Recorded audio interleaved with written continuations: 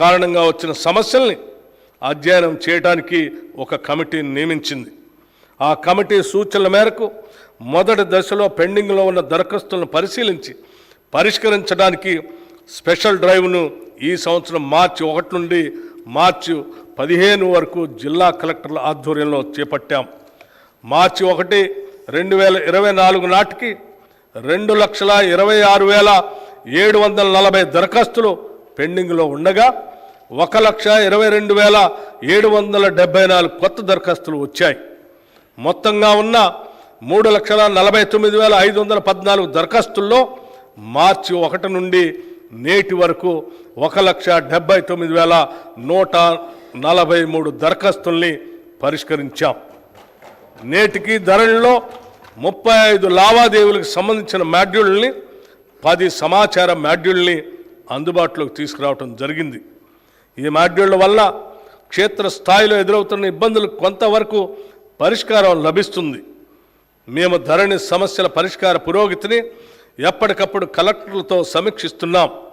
ధరణి committee పూర్తి అధ్యయనం అయిన తర్వాత శాశ్వత పరిష్కార దిశగా తగిన చర్యలు తీసుకుంటాం. మన రాష్ట్ర జనాభాలో 47.3% ప్రజలు వ్యవసాయంపై ఆధారపడి జీవనోపాధి పొందుతున్నారు. కానీ మన రాష్ట్ర ఆర్థిక రంగంలో వ్యవసాయ మరియు సంబంధిత రంగాల వాటా 15.8% మాత్రమే. ఈ రంగం యొక్క వాటా పెరిగినప్పుడు రైతుల ఆర్థిక పరిపుష్టికి దారితీస్తుంది.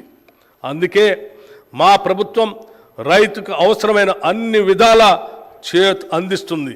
ఇప్పటి వరకు ఏ ప్రభుత్వం చేయనంత సాహసం మేము ఈ బడ్జెట్లో చేస్తున్నాం.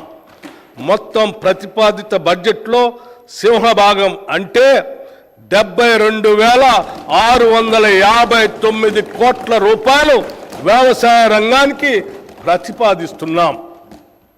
ఇది రైతుల తలరాతలు మార్చే ఒక చారిత్రాత్మక నిర్ణయం. భారతదేశ చరిత్రలో వ్యవసాయ రంగానికి ఇది ఒక మైలురాయి. హార్టికల్చర్, ఆయిల్ పామ్ సాగు తెలంగాణలో 12.12 లక్షల ఎకరాల్లో, ఉద్యాన పంటల సాగు ద్వారా 53.06 లక్షల మెట్రిక్ టన్నుల ఉత్పత్తి జరుగుతూ ఉంది. రాష్ట్రంలో ఆయిల్ పామ్ సాగును ప్రోత్సహించేందుకు oil palm area expansion under national mission on edible oils పథకం కింద ఆయిల్ పామ్ సాగు రైతులకి అవసరమైన సహాయం అందిస్తాం. 2024-25లో రాష్ట్రంలో 1 లక్ష ఎకరాల ఆయిల్ పామ్ సాగు చేసేలాగా లక్ష్యంగా పెట్టుకున్నాం. ఇప్పటికే 77,857 ఎకరాలకి రిజిస్ట్రేషన్ జరగగా 23,131 ఎకరాలకి అనుమతులు కూడా ఇవ్వటం జరిగింది. వచ్చిన మొత్తం రిజిస్ట్రేషన్లకి ఈ నెలలోనే ప్లాంటేషన్ మరియు డ్రిప్ అనుమతులు కూడా ఇవ్వాలని లక్ష్యంగా పెట్టుకున్నాం.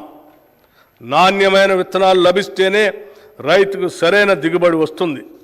గత ప్రభుత్వ పాలనలో రాష్ట్ర రైతాంగం నకిలీ విత్తనాల వల్ల పూర్తిగా నష్టపోయారు.